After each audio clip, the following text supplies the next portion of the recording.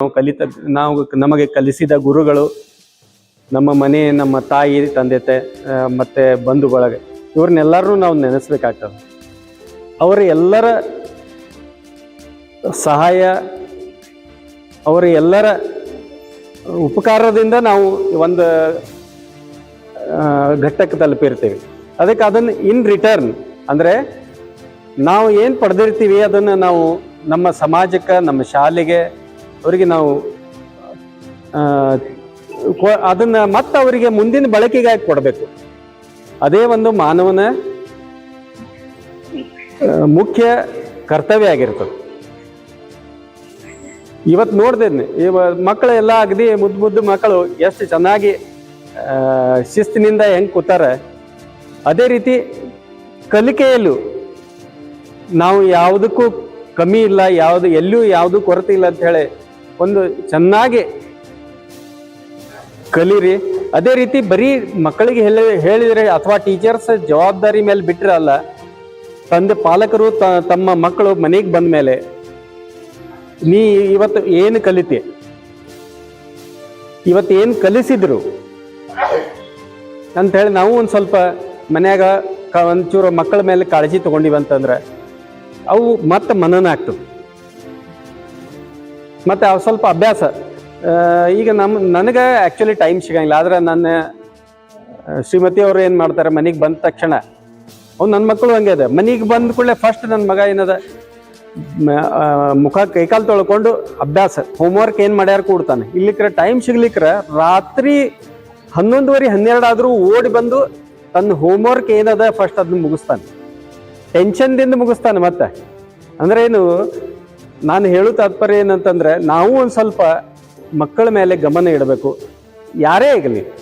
ನಿನ್ನೆ ಮಾತಿಗೆ ನಮ್ಮ JS ನಮ್ಮ ಜೂನಿಯರ್ ಕಾಲೇಜದ ಲೆಕ್ಚರರು ಲೋಕೂರ್ ಸರ್ ಇದ್ದಾರೆ, ಅವ್ರ ಜೊತೆ ಹಂಗೆ ಮಾತಾಡ್ಕೋತಿದ್ದಾಗ ನಮ್ಮ ಮಕ್ಕಳು ಇಲ್ಲೇ ಇದ್ದಾರಲ್ರಿ ಅಂತ ಹೇಳಿದರು.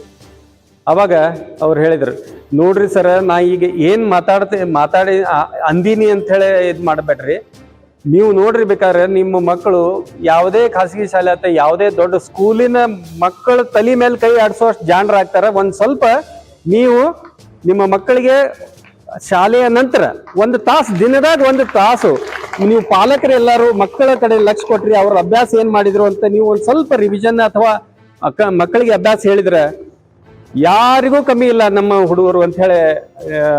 ಇದನ್ನ ನಾ ಏನು ಅಂದೀನಿ ಅಂತ ನೀವು ಮುಂದಿನ ದಿನದಾಗ ನೀವು ನೆನಪು ಮಾಡ್ಕೋತೀರಿ ಸರ್ ಅಂತ ಹೇಳಿದ್ರು. ನನಗೂ ಅದು ಖರೆ ಅನಿಸ್ತು. ಬರೀ ಟೀಚರ್ಸ್ ಮೇಲೆ ಬಿಡೋಕ್ಕಿಂತ ಮಕ್ಕಳಿಗೆ ಮನೆಗೆ ಬಂದ ಮೇಲೆ ಒಂದು ಸ್ವಲ್ಪ ಮಕ್ಕಳು ಏನು ಕಲ್ತರು, ಏನು ಮಾಡಿದ್ರು ಅಂತ ಹೇಳಿ ನೀವು ಒಂದು ಸ್ವಲ್ಪ ಮಕ್ಕಳ ಮೇಲೆ ನಿಗಾ ವಹಿಸಿದ್ರಿ ಅಂದ್ರೆ ನಾಳೆ ಇವು ನಮ್ಮ ಮುಂದಿನ ಭವಿಷ್ಯ, ಇವು ಮಕ್ಕಳು ದೇಶದ ಮುಂದಿನ ನಾಗರಿಕರವರು. ಅವ್ರನ್ನ ಈ ಮಟ್ಟದಾಗೆ ಅವ್ರಿಗೆ ಒಂದು ಸರಿಯಾದ ದಾರಿ ನಾವು ದಾರಿಯೊಳಗೆ ತಂದು ಬಿಟ್ಟಿವಂತಂದ್ರೆ ಮಕ್ಕಳು ದೇಶದ ಒಬ್ಬ ದೊಡ್ಡ ಆಸ್ತಿ ಆಗ್ತಾರೆ ಅಂತ ಹೇಳಿ ನನ್ನ ಅನಿಸಿಕೆ.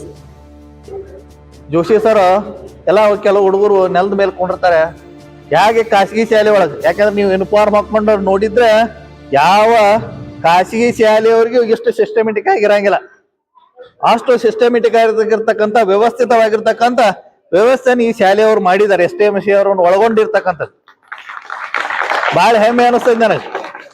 ಇಲ್ಲಿ ಎಲ್ಲಾ ವಿದ್ಯಾರ್ಥಿಗಳು ನೋಡ್ರೆ ಒಂದೇ ರೀತಿ ಯೂನಿಫಾರ್ಮ್ ಇಲ್ದವ್ರು ಯಾರು ಇಲ್ಲ ನೋಡ್ರಿ. ನೀವು ಅದೇ ಹೋಗಿ ಪ್ರೈವೇಟ್ನ ನೋಡ್ರಿ, ನಿಮ್ಮಷ್ಟು ಚಂದ ಸಿಸ್ಟಮೆಟಿಕ್ ಆಗಿ ಅವ್ರು ಇರಂಗಿಲ್ಲ. ನೀವು ನೋಡ್ರಿ ಎಷ್ಟು ಸಿಸ್ಟಮೆಟಿಕ್ ಆಗಿ ವ್ಯವಸ್ಥಿತವಾಗಿ ಕೂತ್ಕೊಂಡಿರಿ, ಕೇಳ್ತಾ ಇದ್ರಿ ನೋಡ್ರಿ, ಒಂದೇ ರೀತಿ ಕಲರ್ ಎಲ್ಲಾರ್ದು ಕಾಣತೈತಿ. ಅಂದ್ರೆ ನಮ್ಮ ಶಾಲೆಗಳು ಯಾವುದೇ ಖಾಸಗಿ ಶಾಲೆಗಳಿಗೆ ಕಡಿಮೆ ಇಲ್ಲ.